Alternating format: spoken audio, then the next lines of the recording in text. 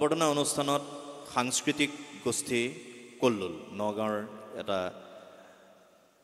চিনাকি নাম অতি গুৰুত্বপূৰ্ণ নাম কল্লুলক সাংস্কৃতিক গোষ্ঠীৰ এই বিশেষ সাংস্কৃতিক গোষ্ঠীটিক আমি সন্মান জনাবলৈ আগবাঢ়িম আমাৰ মাজত সন্মান জনাবলৈ আমি আমন্ত্ৰণ জনাম কিশলয় সংগীত মহাবিদ্যালয় যি সংগীতৰ ক্ষেত্ৰখনত এক বিশেষ ভূমিকা পালন কৰি আহিছে আৰু নাট্য জগতৰ লগত এটা ওতঃপ্ৰোতভাৱে সম্পৰ্কিত অবিনশ্বৰ গোষ্ঠী এই তিনিও অনুষ্ঠানৰ আমি বিষয়ববীয়াসকলক আমি মঞ্চলৈ এজন এজনকৈ আমি আগুৱাই আহিবলৈ অনুৰোধ জনাইছোঁ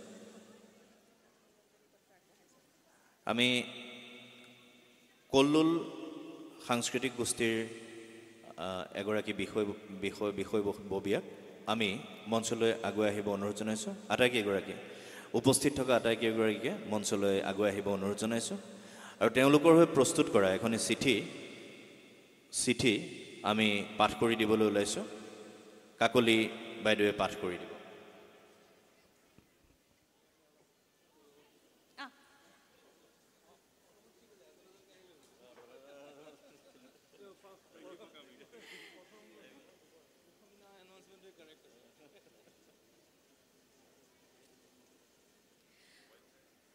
মহোদয় আমি তেখেতসকললৈ এখন নিমন্ত্ৰণী পত্ৰ আগবঢ়াইছিলোঁ সেইখন মই পাঠ কৰি দিব বিচাৰিছোঁ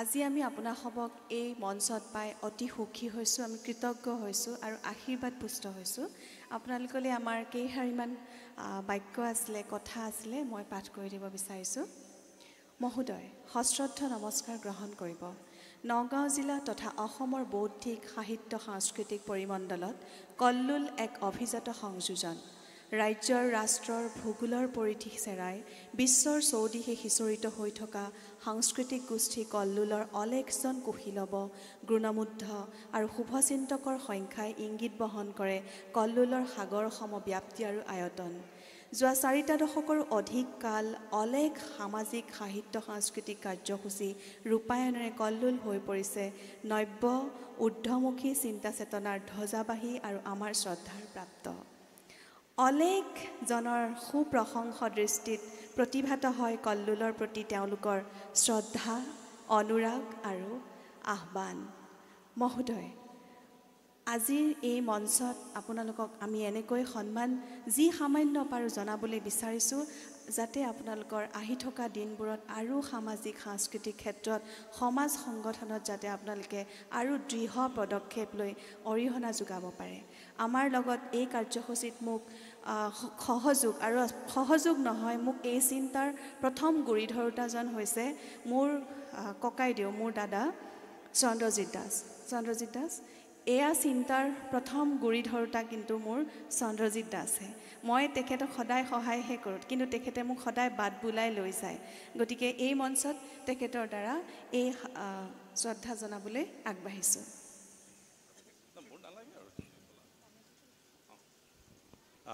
আপোনালোক সকলোৱে ইয়াত আমাৰ আমন্ত্ৰণ ক্ৰমত উপস্থিত হ'লহি আমি কৃতজ্ঞ ইতিমধ্যে কাকলিয়ে আপোনালোকক কৈছে যে সাংস্কৃতিক গোষ্ঠী কল্লুল কিশলয় আৰু অবিনশ্বৰ গোষ্ঠী আমাৰ নগাঁৱৰ নাগৰিক জীৱনৰ এটা অবিচ্ছেদ্য অংগ আপোনালোকৰ ছত্ৰছায়াতে আমি আগবাঢ়িছোঁ আপোনালোকে যি বাট কাটিছে সেই বাটেৰে আমি আগবাঢ়িছোঁ গতিকে এয়া সামাজিকভাৱে আমাৰ কৃতজ্ঞতা প্ৰকাশৰ এক প্ৰচেষ্টা আমি প্ৰথমে আমাৰ কল্লুল সাংস্কৃতিক গোষ্ঠী কল্লুলৰ বৰ্তমানৰ সভাপতি লোহিত কলিতা তেখেত উপস্থিত আছে কল্লুলৰ হৈ লোহিত কলিতা ডাঙৰীয়াক আমি আমাৰ সন্মান জনাব বিচাৰিছোঁ মই সঞ্জীৱ সাগৰ চৌধুৰী আৰু আমাৰ মহাবিদ্যালয়ৰ যিসকল অভিভাৱিকা শুভাকাংক্ষী আছে তেখেতসকলক মঞ্চলৈ আহি সম্বৰ্ধনা প্ৰদান কৰিবৰ কাৰণে মই আহ্বান জনাইছোঁ লোহিত কলিতা ডাঙৰীয়া শ্ৰীযুত লোহিত কলিতা বৰ্তমানৰ কৰ্মৰত সভাপতি সাংস্কৃতিক গোষ্ঠী কল্লুল আৰু এটা স্মাৰকৰ লগতে আমি 3খন গ্ৰন্থ আগবঢ়াইছোঁ গ্ৰন্থ তাৰে 2খন গ্ৰন্থ লোকশিল্পী গুণ শইকীয়াদেৱৰ দ্বাৰা প্ৰণীত আৰু তেখেতৰ এখন স্মৰণিকা স্মাৰক গ্ৰন্থ এখন আছে তাৰ টোপোলাত আৰু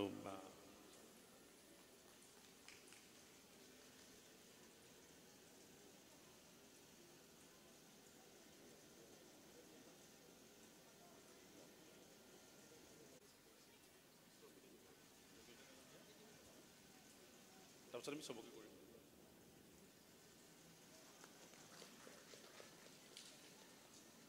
মই সাংস্কৃতিক গোষ্ঠী কল্লোলৰ হৈ আমাক আমি এইটো বিচাৰিছোঁ, খুজিছোঁ আপোনালোকৰ ওচৰত এটি শুভেচ্ছামূলক বাৰ্তা বিচাৰিছোঁ। শিৱানন্দ কাকতি ডাঙৰীয়া আমাক কৃতাৰ্থ কৰিব।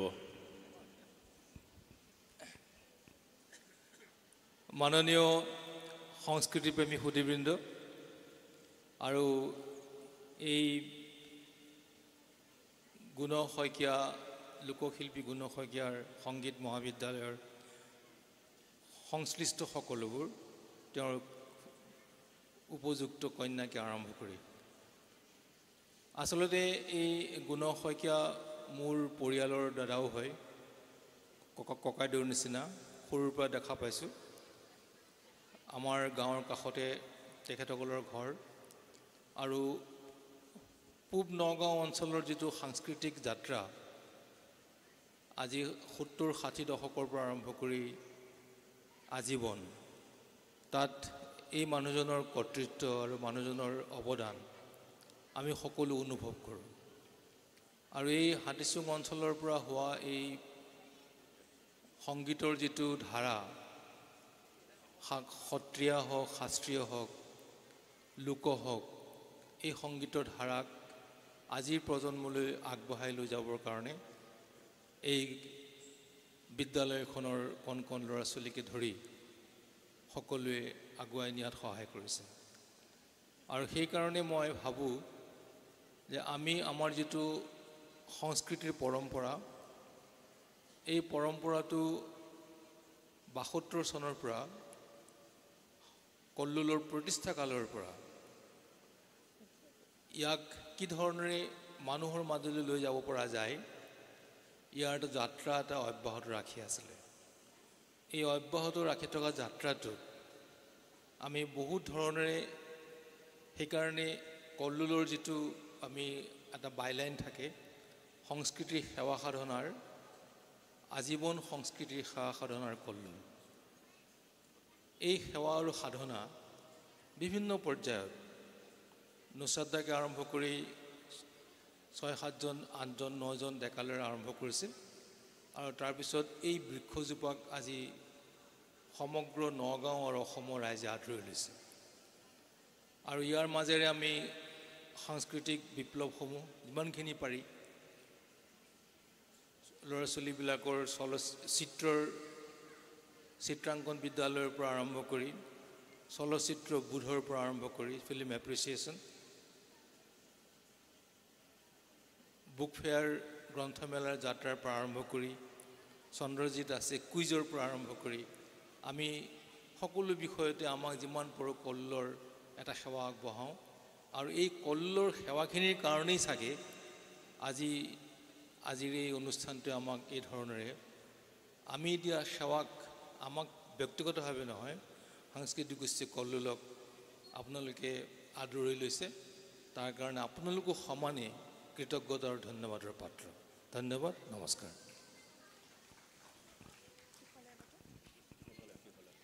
এতিয়া আমি আহিছোঁ কিশলয় সামাজিক সাংস্কৃতিক গোষ্ঠীৰ তৰফলৈ। কিশলয়ৰ পৰা এই সন্মান দিবলৈ আমি আগবাঢ়িছোঁ। তেখেতৰ নামটো আমি তেখেতলৈ দিয়া চিঠিখন অকণমান পঢ়ি শুনাব বিচাৰিছোঁ। মহোদয়, সশ্ৰদ্ধ নমস্কাৰ গ্ৰহণ কৰিব। নগাঁও তথা অসমৰ সাংস্কৃতিক পৰিমণ্ডলত কিশলয় স্বমহিমামণ্ডিত এক অভিজাত পৰিচয়।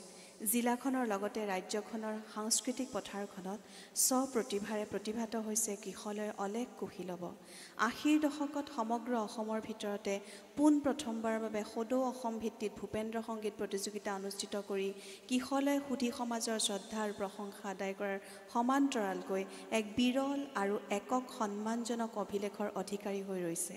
তদুপৰি সময়ে সময়ে কিশলয়ে অনুষ্ঠিত কৰি অহা সামাজিক সাংস্কৃতিক বৌদ্ধিক অনুষ্ঠান আৰু আলোচনাসমূহে নগঞা সমাজ জীৱনক গভীৰভাৱে সমৃদ্ধ কৰাৰ লগতে মুকলি কৰি আহিছে নব্য ঊৰ্ধ্বমুখী চিন্তা চেতনাৰ বাট। কিশলয়ৰ প্ৰতি ৰাইজৰ সপ্ৰশংস দৃষ্টিত প্ৰতিভাত হয় শ্ৰদ্ধা, প্ৰশংসা আৰু অনুৰাগ। মহোদয়, নগঞা সমাজ জীৱনত কিশলৰ এক ব্যাপ্তি আৰু আয়তনৰ মাজত সৃষ্ট পৰিশীলিত সাংস্কৃতিক বাতাবৰণত আমিও ঋদ্ধ হৈছোঁ। যোৱা 4টা দশকৰো অধিক কাল জিলাখনৰ সামাজিক সাংস্কৃতিক বৌদ্ধিক দেউল নিৰ্মাণত আপোনালোকৰ অৱদান অনস্বীকাৰ্য। আপোনালোক আমাৰ লগত অলেখজন গুণীৰ শ্ৰদ্ধা আৰু শলাগৰ পাত্ৰ। মহোদয়, আজিৰ দিনটোত আপোনালোকক আমি এনেকৈ সন্মান যি পাৰিছোঁ জনাবলৈ পাই অতি আহ্লাদিত হৈছোঁ, সুখী হৈছোঁ আৰু আমাৰ সামান্য সন্মান আপোনালোকে যেন গ্ৰহণ কৰি আমাক কৃতাৰ্থ কৰে। ধন্যবাদ। আমাৰ মাজত উপস্থিত আছে কিশলয়ৰ বৰ্তমানৰ সভাপতি শ্ৰীযুত অৰূপ দাস ডাঙৰীয়া। এইমাত্ৰ যিখন আমি তেখেতসকলকে আমন্ত্ৰণী পত্ৰ দিছিলোঁ তাত এটা কথা আমি উল্লেখ কৰিছিলোঁ।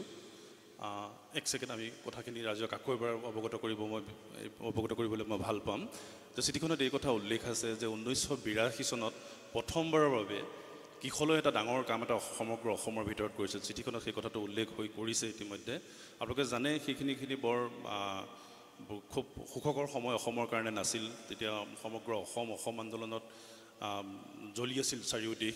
কিন্তু সেইখিনি সময়তে কিশলয়ৰ কেইজনমান ডেকাই, তেতিয়াৰ ডেকা, এতিয়াও অৱশ্যেই ডেকা মনেৰে পাপুল দা আছে, অনুপ দা আছে, তেখেতসকলে এটা ব্যতিক্ৰমী চিন্তা তেওঁলোকে কৰি আৰম্ভ কৰিছিলে। যেতিয়া যোৰহাটত প্ৰথমবাৰৰ কাৰণে বিভূচৰণ বৰুৱাৰ ঘৰত যেতিয়া ভূপেন হাজৰিকাৰ গীতসমূহক কি গীত বুলি কোৱা হ'ব, যেনেকৈ ৰবীন্দ্ৰনাথৰ গীতক যিদৰে ৰবীন্দ্ৰ সংগীত বুলি ইতিমধ্যে স্বীকৃতি প্ৰদান কৰা হ'ল কলিকতাত, তেতিয়া ইয়াতো যেতিয়া যোৰহাটত সেই আলোচনাটো হৈছিল তাত বিভূচৰণ বৰুৱাই প্ৰথমবাৰৰ কাৰণে কৈছিল যে ভূপেন হাজৰিকাৰ সংগীতসমূহক আমি ভূপেন্দ্ৰ সংগীত বুলি নামাকৰণ কৰিব পাৰোঁ।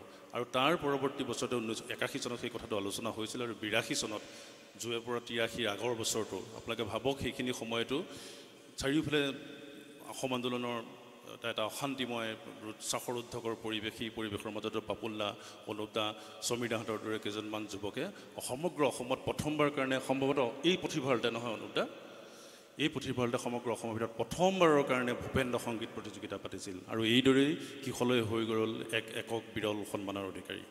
গতিকে এইটো এটা বিশেষভাৱে উল্লেখ কৰিব বিচাৰিছোঁ। তাৰ বাদেও কিশলয়ে বিভিন্ন সময়ত বিভিন্ন আলোচনা চক্ৰ, সাহিত্য সংস্কৃতি বৌদ্ধিক আলোচনা চক্ৰ কৰি অনুষ্ঠিত কৰি আমাৰ নগাঁৱৰ সমাজ জীৱনক সমৃদ্ধ কৰি আহিছে।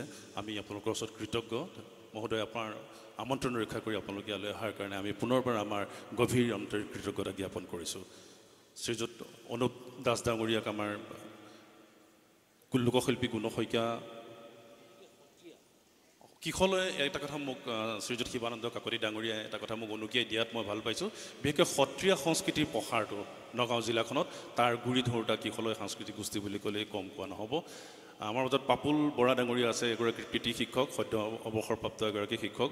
পাপুল দাই বিভিন্ন সময়ত লিখা মেলা কৰাৰ জৰিয়তে বৰ্তমান সামাজিক মাধ্যমত নগাঁৱৰ যিবিলাক পৌৰাণিক কথা, সেই কথাবিলাক সামাজিক মাধ্যমৰ যোগেদি সাধাৰণ ৰাইজৰ মাজলৈ লৈ গৈ আছে। আজিও দেখা পাইছোঁ সামাজিক মাধ্যমত পাপুল বৰা ডাঙৰীয়াই মুছলিহুদ্দিন আহমেদৰ এখন আপুৰুগীয়া ফটো এখন, মই বিভিন্ন সময়ত কুইজৰ মাজতো সেই ফটো মই বিচাৰিছিলোঁ, কিন্তু পাপুল দাই ক'ৰ পৰা ইমান বেছি বিৰল ফটো ক'ৰ পৰা সংগ্ৰহ কৰে। মুছলিহুদ্দিন আহমেদ ডাঙৰীয়াই যিখন 1917 চনত শিৱসাগৰত হোৱা প্ৰথমখন অসম সাহিত্য সভাৰ অধিৱেশনত 2জন নগাঁৱে তেতিয়া তাত প্ৰতিনিধিত্ব কৰিছিল। আমাৰ শেৱালি কবি ৰত্নকান্ত বৰকাকতি আৰু আনজন আছিল মুছলিহুদ্দিন আহমেদ। মুছলিহুদ্দিন আহমেদে তাতে অসমৰ সাহিত্য আৰু অসমীয়া মুছলমান শীৰ্ষক এটা প্ৰবন্ধ পাঠ কৰিছিল। প্ৰফুল্ল, আপুনি অলপ এতিয়া সামাজিকভাৱে আঁতৰত থাকিও আপুনি বৰ ভাল কাম কৰি আছে। আমাৰ নতুন চামক নগঞা আমাৰ যি মানে সমৃদ্ধ আমাৰ যি ইতিহাস, সেই ইতিহাস আমাক এনেদৰে জনাইছে। আমি কৃতজ্ঞ। দুআষাৰ আপোনাৰ পৰা আমি শুনিবলৈ ইচ্ছা প্ৰকাশ কৰিম। উপস্থিত সুধীবৃন্দ আৰু আমাৰ জ্যেষ্ঠ ভাতৃস্বৰূপ কল্লোলৰ দাদাসকল আৰু লোকশিল্পী গুণ শইকীয়া সংগীত মহাবিদ্যালয়ৰ যিসকল পৰিচালনা সমিতিৰ সদস্য, গুণ শইকীয়াৰ সুপুত্ৰী কাকলি শইকীয়া, চন্দ্ৰজিৎ দাস আৰু উপস্থিত সাংস্কৃতিপ্ৰেমী সুধীবৃন্দ। ইতিমধ্যে চন্দ্ৰজিতে কৈছেই কিশলৰ বিষয়ে, কাকলিও চিঠিখন পঢ়ি দিছে। তাই মই চিঠিখন দিওঁতেই মই কাকলিক কৈছোঁ, ফোনযোগে কৈছোঁ যে তোমালোকে ইমান সুন্দৰকৈ আমাৰ কিশলৰ কথা লিখিছা যে আমি অভিভূত হৈ গৈছোঁ যে ইমান মানে আমি কিছু কাম কৰিছিলোঁ।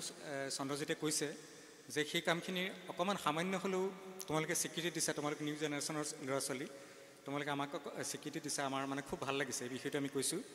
আৰু চন্দ্ৰজিতে কৈছে যে সামাজিক মাধ্যমৰ কথা কিছুমান, মোৰ ঐতিহ্য সন্ধান মোৰ এটা প্ৰিয় হবি। মই বহু বছৰ ধৰি পেলাই ক'বলৈ গ'লে মই কলেজত থকা দিনৰ পৰা মই ফটো সংগ্ৰহ বা কিতাপ সংগ্ৰহ আজি কৰি আহিছোঁ।